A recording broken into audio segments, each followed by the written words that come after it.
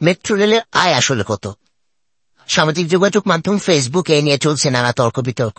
ফেসবুকে বিভিন্ন পোস্টে দাবি করা হচ্ছে যে গণ অভ্যুত্থানের আগে মেট্রো রেলের গত 6 মাসে আয় ছিল 18 কোটি টাকা। এই চ্যানেলে আপনি নতুন হয়ে থাকলে আমাদের সংবাদটি দেখতে দেখতে চ্যানেলটি সাবস্ক্রাইব করে রাখুন, যাতে করে বন্ধুরা আমাদের পরবর্তী লেটেস্ট আপডেট সংবাদগুলো সবার আগে আপনার কাছে পৌঁছে যায়। যা সরকার পরিবর্তনের পরে গত 18 দিনে সেটি 20 কোটি টাকা আয় হয়েছে, অর্থাৎ বলা হচ্ছে যে গত 6 মাসের আয় গত 18 দিনের আয়কে ছাপিয়ে গিয়েছে। এবং এও বলা হচ্ছে যে শেখ হাসিনা চলে যাওয়ার পরে, অর্থাৎ শেখ হাসিনা সরকার পতনের পরে মেট্রো রেল একটি লাভজনক অবস্থায় এসেছে। আসলে কি তাই? ফ্যাক্ট চেকিং যারা করে, ফ্যাক্ট চেকিং অর্থাৎ তথ্য যাচাই যারা করে, সেরকম একটি প্রতিষ্ঠান রিউমার স্ক্যানার যেটা বলছে যে ভাইরাল পোস্টটিতে যে 6 মাসের দাবি করা হচ্ছে সেই 6 মাস আসলে 2023 সালের 6 মাস। রিউমার স্ক্যানার জানাচ্ছে যে 2022 সালের 28 ডিসেম্বর তৎকালীন প্রধানমন্ত্রী শেখ হাসিনা মেট্রো রেল উদ্বোধন করেন। এরপরে 2023 সালের জানুয়ারি থেকে জুন পর্যন্ত এই 6 মাস মেট্রো রেলের আয় হয়েছিল 18 কোটি টাকা। অর্থাৎ ভাইরাল পোস্টে যে দাবি করা হচ্ছে যে 6 মাসের আয় 18 কোটি টাকা, এটি মূলত 2024 সালের না, এটি 2023 সালে যখন মেট্রো রেল পুরোদমে চালু হয়নি তখনকার সময়ের 6 মাসের আয়ের হিসাব বলা হচ্ছে। তখন মানে তৎকালীন আওয়ামী লীগ সরকারের সময়ে 2023 জানুয়ারি থেকে জুন পর্যন্ত যদি আমরা দেখি, তখন মেট্রো রেল খুবই সীমিত পরিসরে চলত এবং প্রতিদিন শুধুমাত্র 4 ঘন্টার জন্য চলাচল করত। তখন মেট্রো রেলের রুট ছিল উত্তরা থেকে আগারগা পর্যন্ত। শুরুর দিকে মাঝখানে কোনো স্টেশন চালুও ছিল না, পরে ধাপে ধাপে স্টেশনগুলো চালু হয়। ওই সময়ে মূলত মেট্রো রেলের আয় ছিল 18 কোটি টাকা 6 মাসে।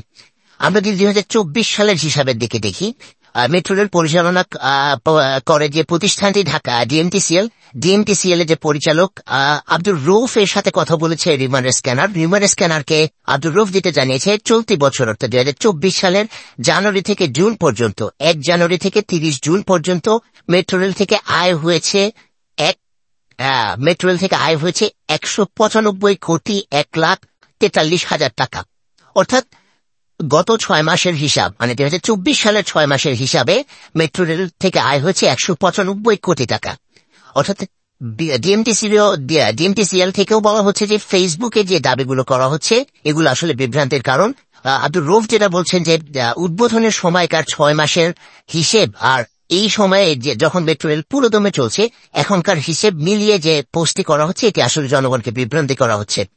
এই গুজব শুরু হওয়ার পরে, মূলত যে গুজবটির কথা বলা হচ্ছিল 6 মাসের হিসাব দিয়ে, এই গুজব শুরু হওয়ার পরে ডিএমটিসিএল এর অতিরিক্ত প্রকল্প পরিচালক জাকারিয়া উনি সাংবাদিকদের যেটি বলেছেন যে উত্তরা থেকে মতিঝিল রুটে যখন থেকে মেট্রো রেল চলাচল শুরু করে তখন থেকে মেট্রো রেলের প্রতিদিনের গড় ইনকাম 1 কোটি টাকার বেশি।